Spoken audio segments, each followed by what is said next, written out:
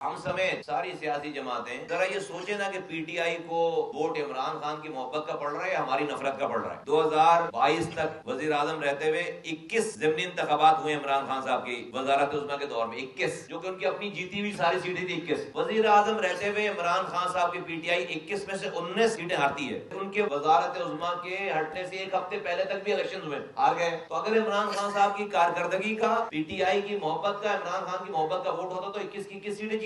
یہ تو لوگوں کا رجحان اس وقت آیا نا کہ جب نئی حکومت آئی ہے اور جو لوگ آئے ہیں اس کے بعد ان کو دیکھ کر عمران خان صاحب کے لیے لوگوں کی فیلنگ بڑی ہے۔ بھائی حقیقت تو یہی ہے۔ تو یہ ان کی محبت کا نہیں، یہ بہت ساروں کی نفرت کا ووٹ ان کو پڑ رہا ہے۔ تو پتہ یہ چلتا ہے کہ پاکستان کے لوگ، پاکستان کی تمام سیاسی جماعتوں جو کہ حکومتوں میں رہی ہیں 30 سالوں تک، ان کی کارکردگی سے اتنی نالا ہو گئی ہیں کہ انہوں نے ضد میں جو ہے وہ ان کے پاس عمران خان کی شکل میں ایک ہتھیار آ گیا ہے پی ٹی آئی کی شکل میں، اور وہ 5 سال آپ ان کو بیوقوف بناتے ہیں، وہ کچھ نہیں کہتے، اور ایک دن آپ کو ووٹ ڈالتے ہیں وہ آپ کے خلاف، تو وہ اپنی ضد میں ڈال دیں ووٹ، آپ کی نفرت میں ووٹ ڈال دیں۔